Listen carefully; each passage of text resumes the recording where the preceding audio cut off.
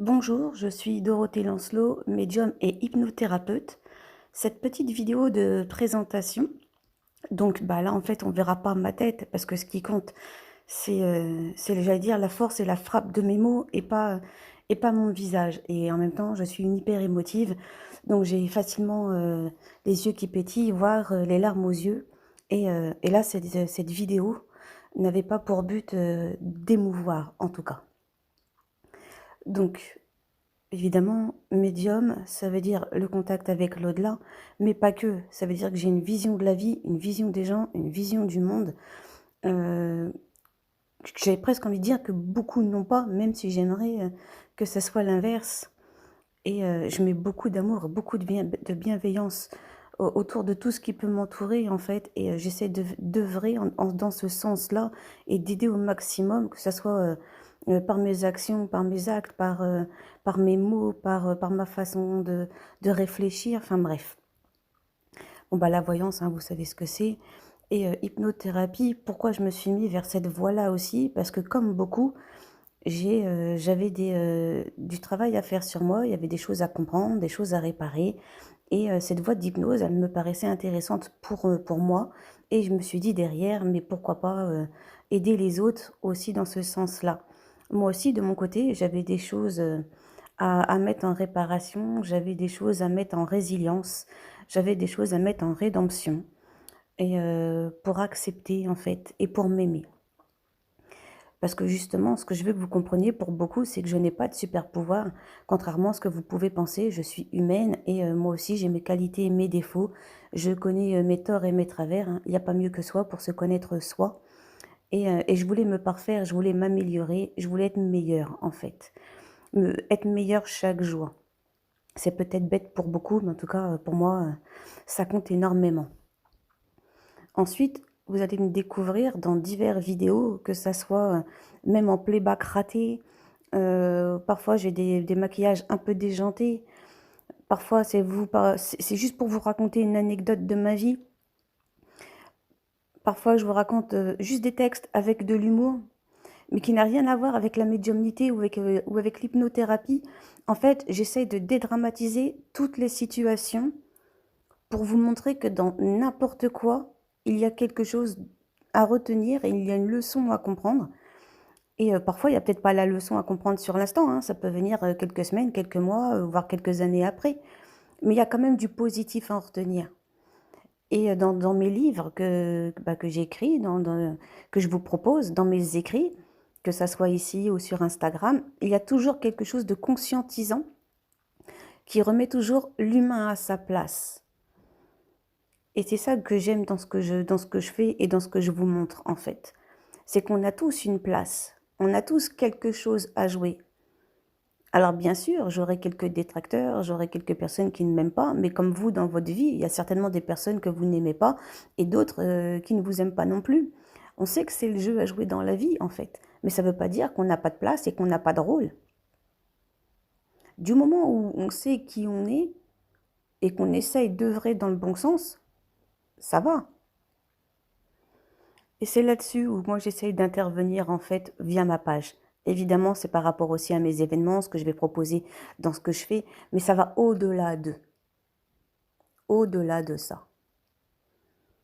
Donc souvent, je vais vous envoyer des petits textes où j'envoie de la paillette. Parce que je suis vraiment une Miss Catastrophe et j'ai des anecdotes à gogo où j'ai déjà glissé sur une serviette, une bouteille de shampoing, enfin bref. C'est là comme anecdote, elle envoyait vraiment du rêve. Et j'en ai mille et une des comme ça, mille et une. Et j'essaie vraiment de montrer aux gens comment je peux être dans la vie. Donc ça veut dire parfois je peux vous montrer des soins du visage à base de produits naturels ou entre guillemets une tête maquillée, pas maquillée, la tête du matin avant la douche et la tête après. C'est euh, c'est vraiment pour montrer le côté comme tout le monde et le côté, oui, parfois on est fatigué, parfois on n'a pas envie, parfois la maladie elle peut reprendre le dessus, mais voilà, on doit sourire. Et c'est pas parce qu'on sourit qu'on va bien. Et en même temps, on se force de sourire parce que on veut pas montrer qu'on va pas. Dans le sens où on part toujours du principe qu'il y a pire ailleurs. On n'a pas envie d'embêter son monde.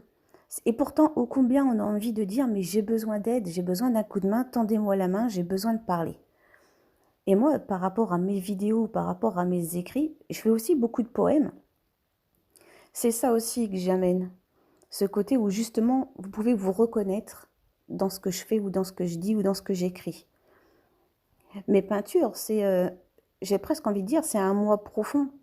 Ma façon de faire mes peintures, c'est je fais des taches d'encre de Chine que j'étale après avec une plume d'oie et par rapport aux taches, je refais un tableau qui exploite ces fameuses taches.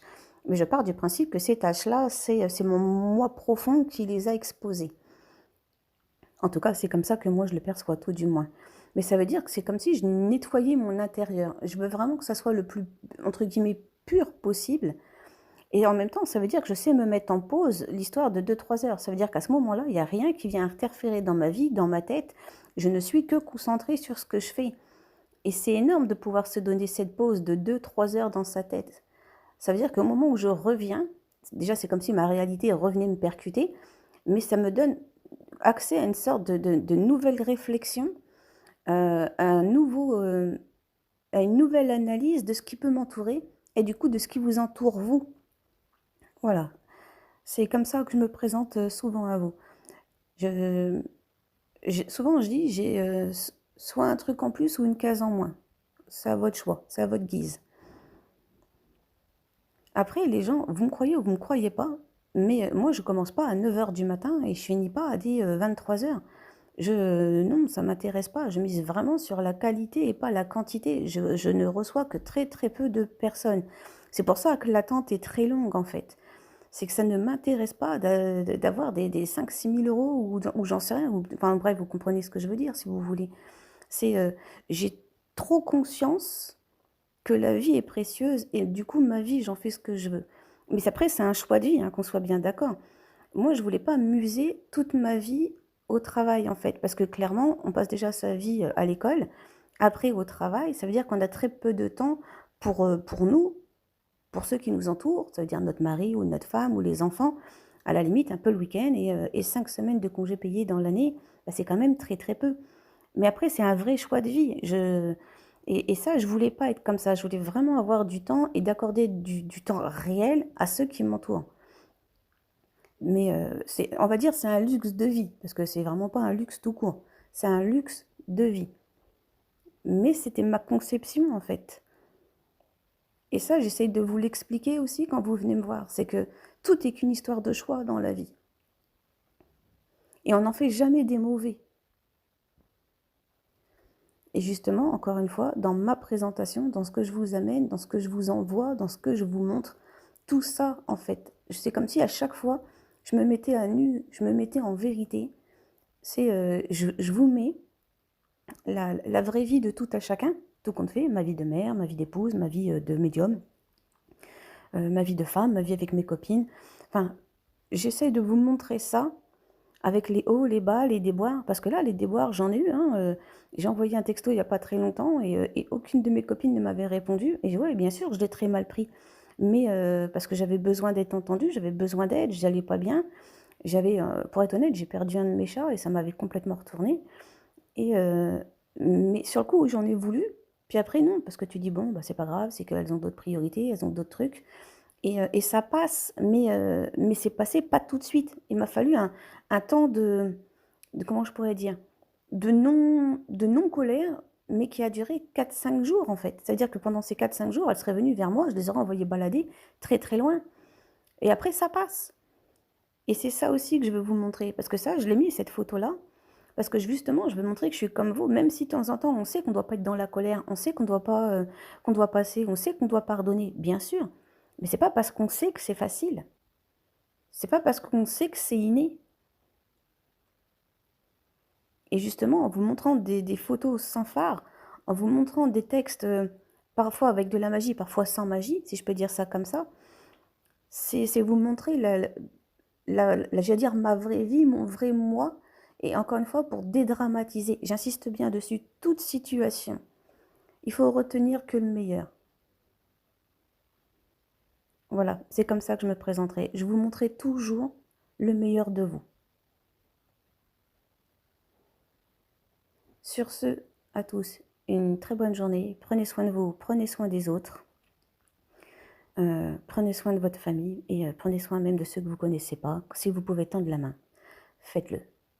Bye.